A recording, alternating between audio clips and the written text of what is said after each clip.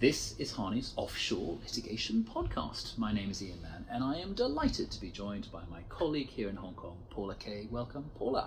Thank you, Ian. I thought it might be useful today to discuss privatisation. I think privatisation, particularly for Cayman companies, has been a hot topic for a while now, and given the current geopolitical and economic climate, it would be interesting to discuss where we think privatisations are headed. Is it going to be more or less? Absolutely, and I can't seem to open a newspaper without reading about privatisations of companies. I mean, what's the reason for that? Are there good market factors to privatise at the moment? Cheap deals out there for people? I think there's a combination of a lot of factors at the moment. You know, there are cheap deals. Obviously, a lot of the markets have gone down, but there's also the trade wars, the geopolitical climate, and it's a lot easier to raise capital at the moment.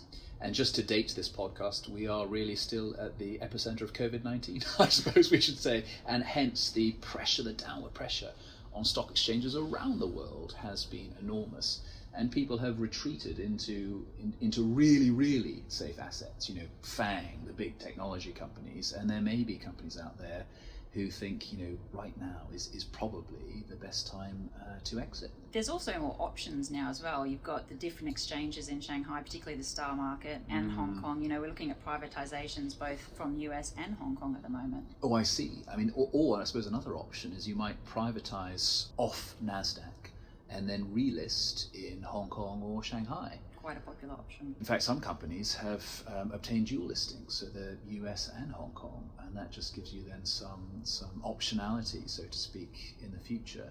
Tell me about the trade war you mentioned earlier. How does that affect a company's desire to come off, say, NASDAQ? Well, I think a lot of the companies decide to come off NASDAQ in the first instance is because of the not increased regulation by so, but there's a lot more reporting requirements than what's required. And I think with the trade wars, they see that that's going to probably get a lot harder for them. I know it's obviously not the point. We've had a lot of clients that when they've relisted realize that the actual PRC relisting requirements and reporting requirements are almost pretty more stringent than too, yeah. than the NASDAQ, so it doesn't always work. Listen, that way. all these exchanges are trying to ensure that they're fair to investors and protect investors. I think that's absolutely right, though, to set the scene for all of this. And I mean, I remember in the old days, though, that, you know, young companies, tech companies, internet companies used to say to us, in China, we just can't raise money in China because the Chinese banks say to us, well, on our model of lending, you have to have collateral. You don't own any real estate in China. In fact, all you say is you're going to create some business on this thing called the internet. And how does that help us? And so they did have to go to the US, in particular NASDAQ, where investors were expert at helping tech companies, were perfectly willing to invest their money in the public exchanges. These companies have now done extremely well and perhaps don't need that public finance anymore. So it is really historical and cyclical. It's fascinating, actually. So you get to the point where you're a company, you do want to privatise, either to go private or to relist later. Let's say you're a Cayman Islands company listed on NASDAQ, because that's so much of our bread and butter work, so it's probably easier just to stay within that context. How do you do it? Well, I think typically what we've seen is your normal merger process where you've got the company buying another company and merging together. So the public company merges with the private company and then it's off the exchange. Exactly. Got it. Okay. Yeah. Which, you know, it always comes with the downfalls, is what we've seen in Cayman Island at the moment. There's been the dissenters' rights, which we've worked hard to bring down a lot and to their abilities there. But the other points that we have there is there's also the squeeze out, there's also a short form measure, and there's a scheme, and they're all very different. We don't see too many of the privatisations by way of schemes, and I'm not too sure why that is. You know, there's a process with the scheme. There's 2 court hearings. You have a shareholders meeting for them to approve the scheme. Some see there's a lot more risk there. Some see it's cheaper. The time frames don't seem to be too much different with a merger, and I don't really have a view either way as to why they go that way. Do you, Ian? Well, I mean, I've always thought that a scheme of arrangement might be extremely effective, and I suppose you do need the slightly higher numbers of, you know, majority number, 75% in value of these are the holders of the share capital, of course. So that's a higher percentage requirement than the 66%, 2/3 in a merger. But if you can get there, then you escape from the need to pay out fair value to dissenting shareholders. So I mean, potentially it's a bit of a missed opportunity if you think you can get those numbers. Yeah. Going back a step though, Paula, I mean, for the 238s, when you do the mergers through 238, you have your shareholders meeting, 2/3 puts it through, and those that don't vote in favour, they get to go to the Grand Court of the Cayman Islands and they get to say, hey, the value wasn't fair, court, please make an inquiry into this. Is that a long and expensive process for companies? Very much so. It's a process that lasts for about 2 years generally, and I think that is part of the dissenters' aim for it, is to string it out for as long as possible, so that the company is just, this is a company that's working and trying to do its job, and they're being distracted by litigation and people wanting to get more money out of them and prove that the price that they delisted at was completely incorrect. It's a stressful process. It's a very legitimate litigation strategy, I suppose, and value arbitrage desks have been around since the 1970s, and if the value at the time of the merger was unfair, then they're entitled to that uplift, and could be a very profitable endeavour, I suppose.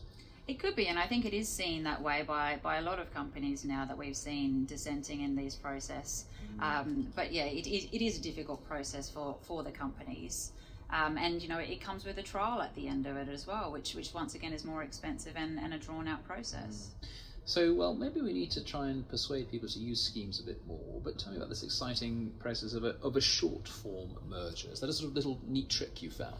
It is. It's something that's been done. I know of at least 2 companies that have done it, and it's all public knowledge. I think Chang Yao and Jumei have recently done it, and it's a kind of a combination between the squeeze out process, which is where you acquire 90% of the shares, and also a merger following that. There's a loophole, so to speak, in the legislation, or something that hasn't been challenged, so to speak, at the moment, where because you have 90% of the shares, there's no meeting of members required. You don't need a special resolution to pass it.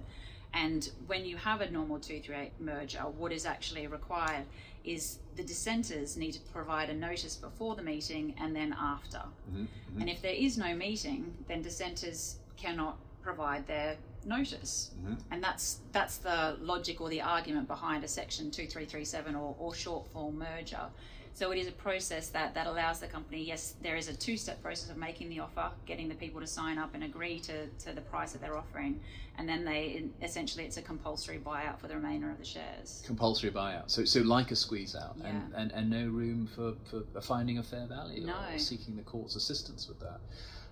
That is fascinating, and I'm sure in the right circumstances will be used more and more, because it will be put in as part of the calculation for the price of privatisation. If you think you've got big costs coming up for fair value litigation afterwards, that will inform an acquirer's costings. And I think just one thing to note is with all of them, a short form merger, anything, the companies are still going out and getting that financial advice. They're still appointing a special committee to make sure that the deal is the correct price for the shareholders, and that is important. Absolutely. Interestingly, there are new risks in all of this. I mean, we've seen US litigation as a result of Cayman companies privatising off a US exchange. Do you think that will continue? I do. It seems to be becoming more popular. It doesn't matter whether it's a short form merger, whether it's a normal merger. Shareholders in the US, and they're not the ones that are dissenting, they are shareholders that weren't part of the dissenting process. It's like they missed out on the Cayman opportunity, so they're getting in the US, but it's more litigation from a fiduciary duties point of view and breach of the listing rules. And sort of securities type legislation, so it's on a sort of class action basis. Yeah, very much so. Well, I mean, we'll have to see how that pans out, but the idea of having two sets of litigation in 2 different venues, one after the other, consecutively, will obviously be something that companies will have to consider very carefully. Watch this space. The economics is ripe for more movement, and I know that people in Hong Kong are licking their lips at the thought of more listings here in Hong Kong because of the trade war and other things, and they tend to use Cayman companies to list on the Hong Kong Stock Exchange too. And with that you have new issues, because with every exchange you've got different rules, and I mean, people have said that the scheme of arrangement is probably the way to privatise off the Hong Kong exchange, isn't it? Yeah, I think that's the easiest way to do it from the Hong Kong Stock Exchange, and we see a lot of those at the moment. Well, we couldn't have picked a more topical issue, and thank you very much for joining. I hope you'll agree to come to another one. Certainly. Thank you.